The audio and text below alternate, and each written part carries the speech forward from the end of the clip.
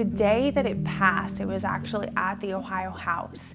We've got some breaking news to tell you about. The controversial heartbeat abortion bill has passed and is now headed to the governor's desk. The signing of this bill today is consistent with that respect for life and the imperative to protect those who cannot protect themselves.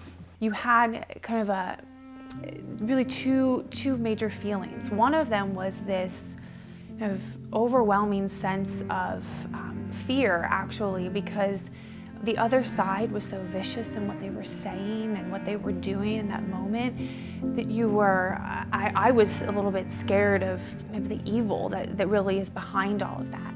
The state of Ohio wants to force all pregnant women to carry their pregnancies to term.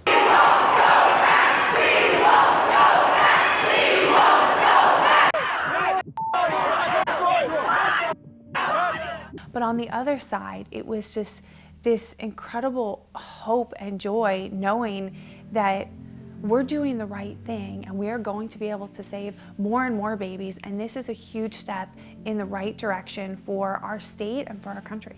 Cincinnati Right to Life does a lot with a very little. We are big by reputation, but small and mighty in numbers. We have 2 full-time and 2 part-time staff. So when you support Cincinnati Right to Life, that money is going directly to the protection of innocent human life. Everyone is born in a particular time for a particular reason. And this is true of every single one of us. So if you are alive today in 2019, then you have a particular calling to be alive at this particular time. The question is, what are you going to do about it? I came to the pregnancy center as a director, and I had never had an abortion or considered an abortion. But day by day, I began to talk to women who would open up about this difficult decision and how wrenching it was and how hard it was. I was in high school, senior, and I found out I was pregnant. And then I was supposed to go to college, had it all planned out, volleyball. And then that happened. And it was scary. I wasn't that girl. And my dad actually picketed outside of abortion clinics. So just the thought that I actually was going to do it broke my heart. But I got on a bus by myself, and I went there, and they actually talked to me about all the options, but they made me watch a video, what they actually did, and I couldn't do it. It was awful. But I was still petrified. God blessed me with such a great child, an absolute joy, and I know that's God. He was wonderful. He'd see me crying, and he would comfort me always. He's always been so sweet. I cried because he could have not been there. And every time I see him today, he's 30, and I still, every single time I see him, I'm like, oh my God, I could have not had him. Every time. Because it never goes away. Even when you think about it, it doesn't go away. I can't imagine if I would have done it. It would have haunted me the rest of my life.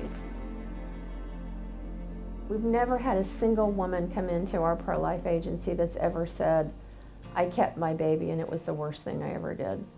They always say, I kept my baby and it's the best decision I ever made. I was terrified. I thought it was a horrible decision, and now I'm so glad I did.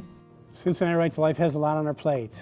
We are focused in really 3 areas. Legislation, we talked about pro-life laws, education, about changing hearts and minds and equipping our supporters to change the culture, and grassroots activism, organizing local pro-life communities to work together and taking direct action against Planned Parenthood to assist in closing them. But in addition to that, those of us in the pro-life movement really need to live out what it means to be pro-life. You know, we need to lead by example. We need to look at things like, do we need to look at adoption? Should we be fostering children? Should we be taking care of the disabled and the elderly who are in danger of euthanasia? But we really have to be willing to walk that walk as well. If we lead by example, we will be able to then change this culture of death into a culture of life. Where all children are welcome. A woman finds out she's pregnant and the world rejoices and celebrates and welcomes that new life, rather than saying, oh my goodness, no, what am I going to do about that? That's the opposite culture. And the culture of death offers solutions of death and harm. The culture of life offers solutions of love and support. And that's what we're trying to do. You knit me together in my mother's womb, and you say that I've never been hidden from you, and you say that I'm wonderfully made. Your eyes, they have seen me before I was born, and you know all the good things that you made me for, and I'm wonderfully. At the end of the day, we just have to do the right thing. Now will always be the time to be pro-life.